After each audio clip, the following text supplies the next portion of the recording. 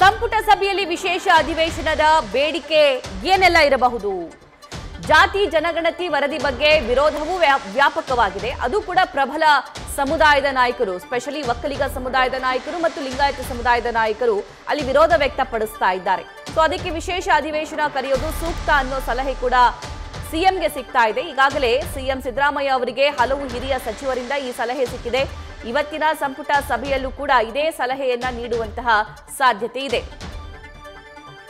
ಈ ಬಗ್ಗೆ live details ನಮ್ಮ ಸೀನಿಯರ್ ಪೊಲಿಟಿಕಲ್ ಕರೆಸ್ಪಾಂಡೆಂಟ್ ಮಂಜುನಾಥ್ ನೀಡ್ತಾ ಹೋಗ್ತಾರೆ. ಮಂಜುನಾಥ್, ಇವತ್ತು 4 ಗಂಟೆಗೆ ಸಭೆಯಲ್ಲಿ ಒಂದಿಷ್ಟು ಚರ್ಚೆ ನಿರ್ಣಯಕ್ಕೆ ಬರಲಾಗುತ್ತೆ. ಅದರ ಜೊತೆಗೆ ಹಿರಿಯ ಸಚಿವರು ಒಂದಿಷ್ಟು ಸಲಹೆ ಕೊಟ್ಟಿದ್ದಾರೆ ಸಿಎಂ ಸಿದ್ದರಾಮಯ್ಯ ಅವರಿಗೆ. ಯಾಕಂದ್ರೆ ಕೆಲ ಸಮುದಾಯದ ನಾಯಕರ ಡಿಮ್ಯಾಂಡ್ ಇದೆ. ಸೊ ಆ ಡಿಮ್ಯಾಂಡ್ಗಳು ಏನೇನು?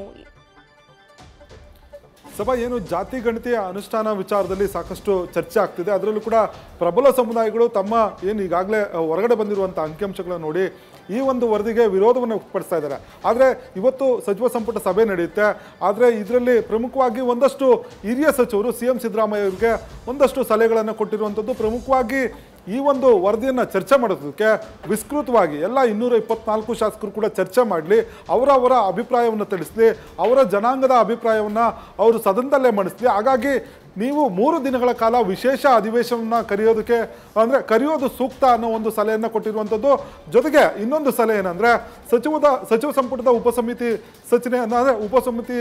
ರಚನೆ ಮಾಡಬೇಕು.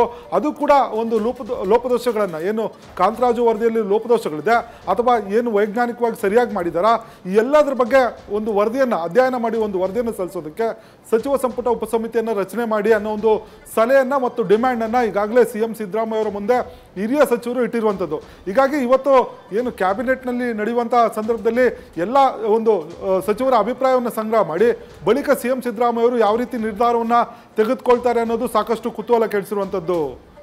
ಸಭಾ, thank you Manjunath. News First ನಿರ್ಭೀತಿಯಿಂದ ನಿಮ್ಮ ಪರವಾಗಿ.